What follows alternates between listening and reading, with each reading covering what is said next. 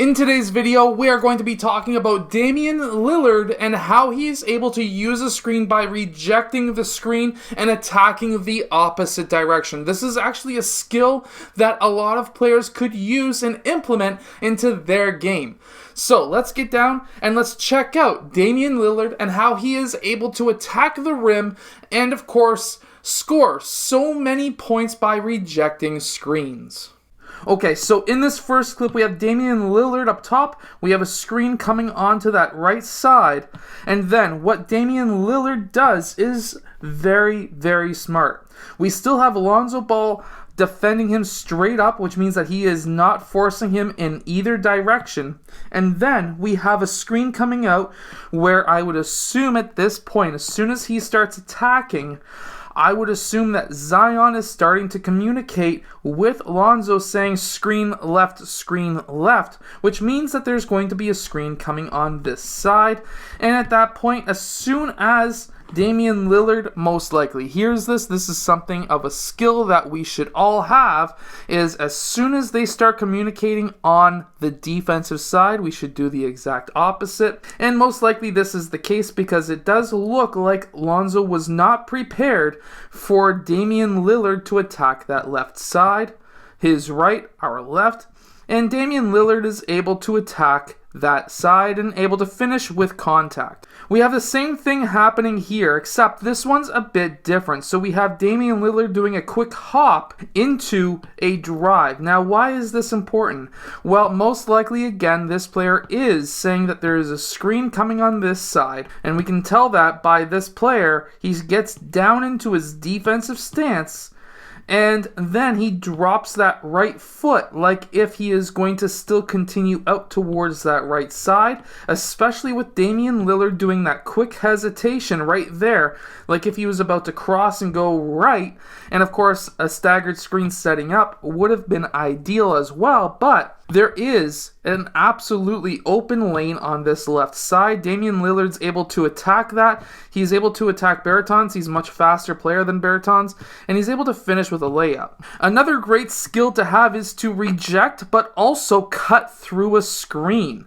And how you can do this is if we have a player, let's say Lonzo here, gets low, but is not attacking that screen.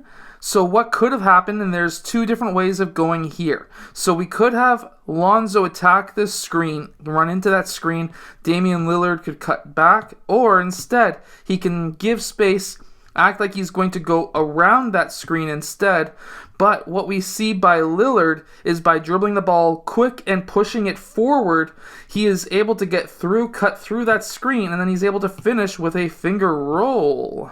Now I just want to basically set up some time with this last clip because of course this is actually something that a lot of players can do. So by dribbling up towards the screen straight up, that's going to be essentially getting your defender standing straight up as well, not expecting too much, maybe a cut off of this screen or an attack on the right, but instead what we do see is something that very few players actually attempt to do.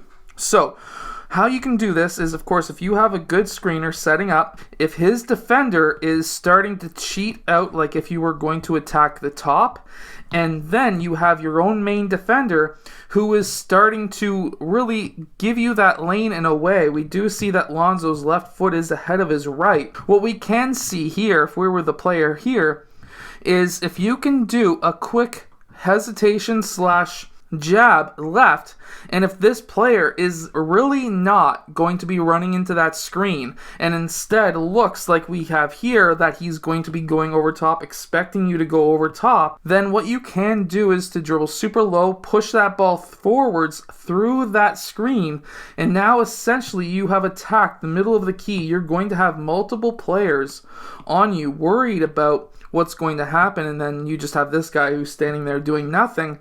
If you don't feel comfortable shooting on 4 players, you could kick it out. You could kick it out here. You could kick it out there. And of course, you could still just finish with a floater or with a finger roll that we see here.